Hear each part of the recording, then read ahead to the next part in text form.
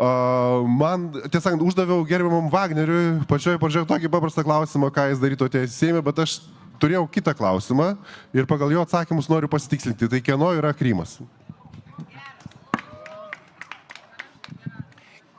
Kiek jūs buvot Ukrainą nuvykęs?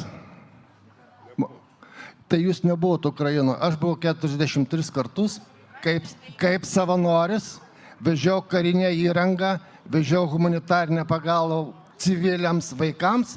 Mūsų vilkstinas apšaudė šachedai, sproginėjo kulkos. Todėl jums kalbėti apie Ukrainą nė karto nebūt ir manęs klausti, man regis mažiausia nepadoru. Atsakykit, klausim. Galiu, be jokios abejonės. Klausau.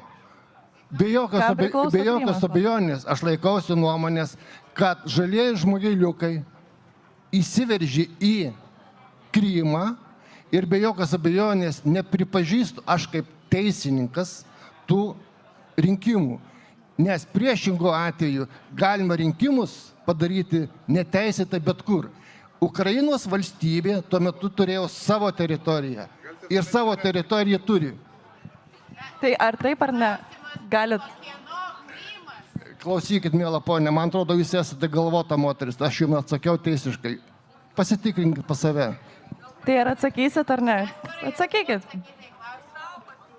Gerai, neatsakėt? Dieve mano, Krymas, Ukraina yra 91 metų sienos nustato Ukraina. Ar jums aišku?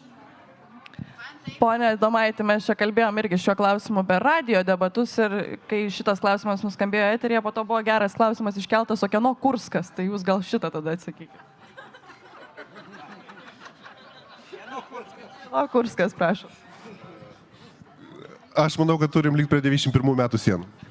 Gerai, puiku. Gerbiam tarptautinę teisę, gal kažkas dar į Palestinos ir Izraelio momentus norėjo reaguoti, ar viskas, uždarom šitą klausimą. Gerai, vėlgi